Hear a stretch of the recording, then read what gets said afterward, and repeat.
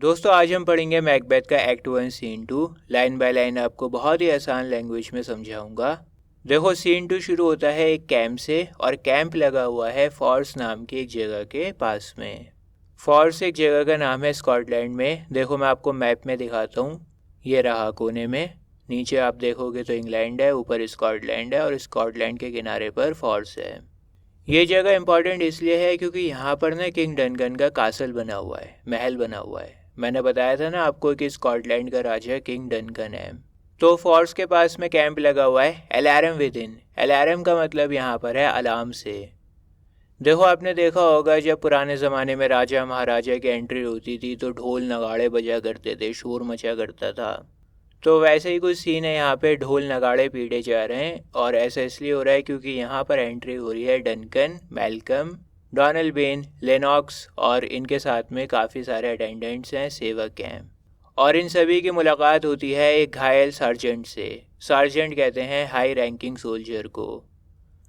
अच्छा, कुछ old editions में आपको सार्जेंट की जगह पर कैप्टन लिखा हुआ मिलेगा। तो कैप्टन हो या सार्जेंट हो एक ही बात है। अगर आपकी बुक में कैप्टन है तो भी ठीक है, सार्जेंट है तो भी ठीक है। समझ में आ रहा है आपको? सार्जेंट खून में संधा हुआ है, घायल है, जख्मी है और ऐसी कंडीशन में वो किंग डनकन से मिलेगा।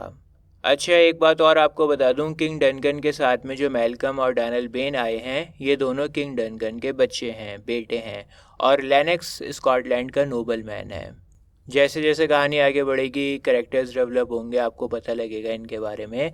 तो किंग डनकन आके पूछता है कैप्टन से, what bloody man is red, he can report estimate by his plight of the revolt the newest state.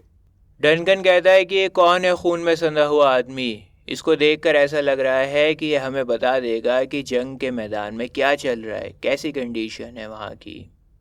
देखो घायल है ना, जंग लड़कर आया है, खून में लथपथ है, पता होगा उसको कि क्या सूरत हाल है लड़ाई के। द न्यूएस्ट स्टेट का मतलब यहाँ पर कोई नई स्टेट से नहीं है। इसका मतलब ये है कि लेटेस्ट कंडीशन क्या है स्टेट की, क्या चेंजेस हुए हैं, लड़ाई कहाँ तक पहुँची है, क्या कंडीशन है। समझ में आ रहा है आपको? सार्जेंट को देख के डनकन कहता है कि ये खून में लथपथ आदमी कौन है, ये तो हमें रिपोर्ट कर सकता है, इसको पता होगा कि क्या कंडीशन है स्टेट की। Malcolm, this is the sergeant who like a good and Hardy soldier fought against my captivity. दोस्तों मैंने आपको बताया था कि मैल्कम किंग डनकन का बेटा है, बहादुर लड़का है, ये स्मार्ट भी है और नोबल है, लोग पसंद करते हैं इसको। कहानी आगे बढ़ेगी तो इसके बारे में आपको पता लगेगा। तो ये अपने फादर से कहता है, डनकन ने पूछा है ना कि ये कौन है खून में लथपथ आदमी, तो अपने फादर को बताता है कि एक सार्जेंट है जिन्होंने एक बहुत ही ताकतवर और बहादुर सोल्जर की तरह लड़ाई करी है और मुझे कैद से बचाया है। अगेंस्ट माई कैप्टिविटी का मतलब है मेरी कैद के ख़िलाफ़, मतलब मुझे पकड़ रहे थे, कैदी बना रहे थे, बंदी बना रहे थे, लेकिन मेरे लिए बहुत ही बहादुर तरह से लड़ाई की सार्जेंट ने। समझ में आया आपको? इसका मतलब ये हुआ कि मैल्कम भी लड़ाई के मैदान में उतरा था और अगर सार्जेंट ने बहादुरों की तरह से लड़ाई नहीं की होती तो उसको पकड़ लिया जाता मैल्कम को और कैदी बना दिया जाता। हेल ब्रेव फ्रेंड, हेल का मतलब यहाँ पर है सल्यूट करना, तारीफ करना, शाबाश मेरे बहादुर दोस्त। Say to the king the knowledge of the broil as thou didst leave it. Broil का मतलब यहाँ पर है लड़ाई से। तो कहता है कि बताओ किंग डनकन को कि तुम क्या जानते हो लड़ाई के बारे में। जब तक तुमने घायल होने की वजह से मैदान जंग नहीं छोड़ा था तब तक की कहानी बताओ, क्या सूरत हाल थी, क्या कंडीशन थी। जब तक तुम मैदान जंग में थे जो कुछ भी तुमने देखा, कंडीशन देखी, उसके बारे में किंग डनकन को बताओ। देखो अब सार्जेंट बात करेगा, पूरी कंडीशन के बारे में, लड़ाई के बारे में बताएगा। कहता है doubtful it stood as two spent swimmers that do cling together and choke their art. ये इंपॉर्टेंट लाइन्स हैं, ध्यान से समझो इनको। सार्जेंट कहता है कि किसी भी नतीजे पर पहुंचना बहुत डाउटफुल है, बड़ा मुश्किल काम है। मतलब लड़ाई जो हो रही है ना वो कांटे की टक्कर की हो रही है, कुछ नहीं पता कि कौन जीतेगा कौन हारेगा। ऐसी लड़ाई हो रही थी वहाँ पे, एकदम कांटे की टक्कर की लड़ाई हो रही थी। As two spent swimmers, spent का मतलब यहाँ पर है कि उनकी एनर्जी ख़त्म हो चुकी थी, सारी ताकत वो झोंक चुके थे, दोनों पक्ष अपनी सारी ताकत लगा चुके थे। और एग्जाम्पल यहाँ पे दिया जा रहा है स्विमर्स का। कहता है कि दो थके हुए स्विमर्स एक दूसरे को दबोच रहे थे, एक दूसरे की स्विमिंग को ख़राब कर रहे थे ताकि कोई एक डूब जाए। भाई अगर मैं भी स्विमिंग कर रहा हूँ, आप भी स्विमिंग कर रहे हो, आप मेरा हाथ रोक रहे हो, मैं आपकी टांग दबा रहा हूँ ताकि हम तैर ना सकें, हम में से कोई एक डूब जाए। चोक देयर आर्ट का मतलब यही है कि स्विमिंग को ख़राब कर रहे हैं। आर्ट यहाँ पर स्विमिंग है, ठीक है। स्विमर्स के थ्रू समझाने की कोशिश कर रहा है कि दोनों थक गए थे, एक दूसरे की स्विमिंग को ख़राब कर रहे थे, तैरने नहीं दे रहे थे ताकि कोई एक डूब जाए।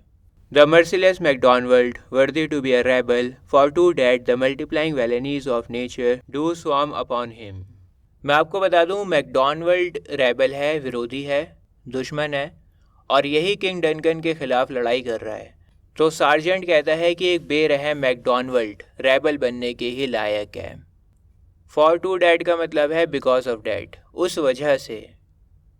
इसका जो दुष्ट नेचर है ना वो बढ़ता ही जा रहा है, मक्कारियाँ बढ़ती ही जा रही हैं। जिस तरह से मक्खियाँ गंदगी से अट्रैक्ट होती हैं ना, बिल्कुल वैसे ही दुनिया भर की मक्कारियाँ मैकडॉनल्ड से अट्रैक्ट हो रही हैं। दुष्टपन इसके अंदर आता जा रहा है, मल्टीप्लाई होता जा रहा है। द मल्टीप्लाइंग वेलेनीज ऑफ नेचर का मतलब है कि नेचर में जितने भी दुष्ट चीज़ें हैं। स्वार्म का मतलब होता है झुंड, जैसे मक्खियों का झुंड होता है, स्वार्म ऑफ फ्लाइज। तो मक्खियों की तरह वो दुष्टपन अट्रैक्ट हो रहा है मैकडॉनल्ड पर। मतलब घुमा फिरा कर ये कहना चाह रहे हैं कि भैया मैकडॉनल्ड तो बहुत ही ज़्यादा दुष्ट होता जा रहा है। दुनिया भर का जो दुष्टपन है ना वो इसके अंदर आ रहा है। जिस तरह से मक्खियाँ अट्रैक्ट होती हैं गंदगी पर, वैसे ही जो दुष्टपन है दुनिया भर का वो अट्रैक्ट हो रहा है मैकडॉनल्ड पर। From the western isles of kerns and gallowglasses is supplied. दोस्तों कर्न्स कहते हैं उन सिपाहियों को जो पैदल होते हैं। इनके पास में भाला होता है, तलवार होती है, लेकिन घोड़ा नहीं होता इनके पास में, पैदल होते हैं ये। आपने देखा होगा कि ये पैदल सिपाही लड़ाई में सबसे आगे खड़े होते हैं, इनके हाथ में भाला होता है। और गैलो ग्लासेस होते हैं मर्सिनरी वॉरियर्स। मर्सिनरी कहते हैं जिन्हें सिर्फ पैसे से मतलब होता है। तो गैलो ग्लासेस भी वॉरियर हैं, लेकिन इनकी पार्टी सिर्फ पैसा है। इन्हें कोई मतलब नहीं है कि किसकी लड़ाई हो रही है, क्यों हो रही है। इनको आप पैसा दो और आपके लिए ये लड़ाई करेंगे। और गैलो ग्लासेस जो होते हैं ना, ये घुड़सवार होते हैं, इनके पास में घोड़े होते हैं, काफ़ी अच्छे वॉरियर होते हैं ये। तो इस लाइन का मतलब ये है कि मैकडॉनल्ड को सपोर्ट कर रहे हैं फूड सोल्जर्स और हॉर्समैन। फूड सोल्जर्स हो गए कर्न्स और हॉर्समैन हो गए गैलो ग्लासेस। और ये लोग आए कहाँ से हैं? ये आए हैं वेस्टर्न आइल्स से। वेस्टर्न आइल्स का एरिया कहलाता है हेब्रिडीज। समझ में आ रहा है आपको? हेब्रिडीज से ये लोग आए हैं और सपोर्ट कर रहे हैं मैकडॉनल्ड को। And fortune on his damned quarrel smiling showed like a rebel's whore. Fortune का मतलब यहाँ पर है लक से, होर का मतलब होता है प्रोस्टिट्यूट। अगर आपको प्रोस्टिट्यूट का मतलब नहीं पता तो आप नेट पर सर्च कर सकते हो। तो इन लाइंस का मतलब ये है कि जो लक है ना वो मैकडॉनल्ड के साथ में था, किस्मत मैकडॉनल्ड के साथ में थी। और लक बहुत ही बेरहमी के साथ मुस्कुरा रहा था अपने दुश्मनों को देखकर, मानो लक मैकडॉनल्ड की प्रोस्टिट्यूट हो। मानो लक की जिम्मेदारी हो कि वो मैकडॉनल्ड को प्लेजर दे, उसकी खिदमत करे, उसका ध्यान रखे, उसके कंट्रोल में हो लक। ऐसा लग रहा था कि मैकडॉनल्ड का गुलाम हो लक। But all's too weak for brave Macbeth, well he deserves that name. लेकिन सब कुछ बेकार था बहादुर मैकबेथ के सामने। मैकडॉनल्ड ने भले ही सिपाहियों को बुलाया हो, भले ही किस्मत उसके साथ में हो, लेकिन बहादुर मैकबेथ के सामने ये सब कुछ बेकार था। सिपाही भी बेकार, उसका लक भी बेकार। और बहादुरी का टाइटल डिज़र्व करता है ये बंदा, इसने बहादुरी को कमाया है। Disdaining fortune with his brandished steel, which smoked with bloody execution, like Valier's minion carved out his passage till he faced the slave. कहता है कि मैकबेथ की तलवार ने लक के आगे झुकने से मना कर दिया। वो तलवार जो खून में संधी हुई थी, और वो तलवार अपना रास्ता बना रही थी दुश्मनों को काटते हुए। जैसे बहुत सारे दुश्मन खड़े होते हैं ना, लाइन लगी होती है, तो खटाखट तलवार काट रही थी, खटाखट दुश्मनों को काट रही थी और मैकबेथ के लिए रास्ते को बना रही थी। और मैकबेथ ने तब तक रास्ते को बनाया, तब तक दुश्मनों को काटा, जब तक उसकी मुलाकात मैकडॉनल्ड से नहीं हो गई। Which never shook hands nor bade farewell to him till he unseamed him from the nave to the chaps and fixed his head upon our battlements. कहता है कि मैकडॉनल्ड और मैकबेथ एक दूसरे को देखकर रुके नहीं। थोड़ा सा पॉज नहीं लिया इन लोगों ने, इन्होंने हाथ नहीं मिलाया, गुड बाय नहीं कहा। मैकबेथ ने तो फटाफट से मैकडॉनल्ड के पेट से लेके उसके जबड़े तक को चीर कर रख दिया और इसके सर को उतार के हमारे कासल पर टांग दिया। समझ में आ रहा है आपको? देखो, आपने फिल्म्स वगैरह में देखा होगा, जब दो बड़े वॉरियर सामने सामने आते हैं ना लड़ाई में, तो एक छोटा सा पॉज आता है, हो सकता है वो आपस में थोड़ी सी बात भी करें, डायलॉग बाजी भी हो। लेकिन यहाँ पर ऐसा कुछ नहीं था, इन लोगों ने कोई पॉज नहीं दिया, कोई बातचीत नहीं करी। मैकबेथ ने फटाफट से उसके पेट में तलवार घुसाई और जबड़े तक चीर के ले गया, उसको उधेड़ के रख दिया पूरा। मैकडॉनल्ड को चीर दिया और फिर उसका सर निकाल के कासल के ऊपर टांगा। देखो, मैकबेथ ऐसा करके दिखाना चाह रहा था कि अगर हमारे खिलाफ कोई आवाज़ उठी तो अंजाम यही होगा। और अभी तक ड्रामा में मैकबेथ आया नहीं है, लेकिन हमें पता लग रहा है कि मैकबेथ कितना ज़्यादा खूंखार है, कितना ताकतवर है और वो अपने दुश्मन के साथ में कितना बुरा कर सकता है, कितना बेहतरीन वॉरियर है, कितनी बढ़िया लड़ाई लड़नी आती है मैकबेथ को। हमें ये बात पता लग गई। चलो, अब आगे का सीन मैं आपको पार्ट 2 में पढ़ाऊँगा। छोटे छोटे पार्ट्स बनाने से आप बहुत ही आसानी से देख सकोगे, आसानी से समझ सकोगे।